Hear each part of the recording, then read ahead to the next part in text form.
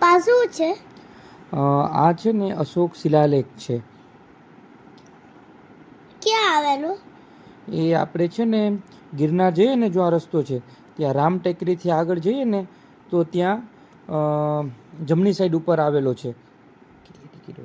કેટલી ટિકિટ હોય?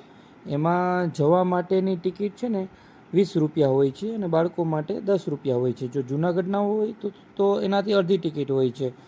ઓકે, આ જો એમાં ત્યાં આખો મસ્ત એવું લખેલું છે કે ત્યાં શું શું છે, બરોબર?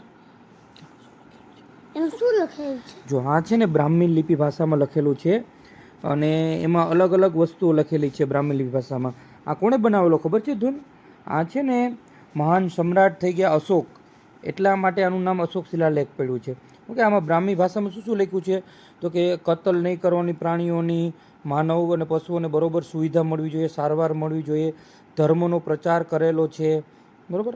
અતિરેક શું કહેવાય, વૃદ્ધો અને પવિત્ર સ્થળોની મુલાકાત લેવડાવવાની, આવું બધું આમાં કરેલું છે. શું છે આ છે ને અશોક શિલાલેખની પાછળ જઈએ ને તો ત્યાં એક જૂના મંદિરો, જે પોતાના દેવી દેવતા હોય ને એના મંદિરો આવેલા છે. જેમ કે અહીંયા તમે જોઈ શકો છો કે અલગ અલગ બહુ બધા ભગવાનના મંદિરો છે. ચામુંડા માનું છે, પછી આ મહારાણા પ્રતાપ છે, ગુરુદત્ત ભગવાન છે, નમઃ શિવાય લખેલું છે, કાળ ભૈરવ દાદા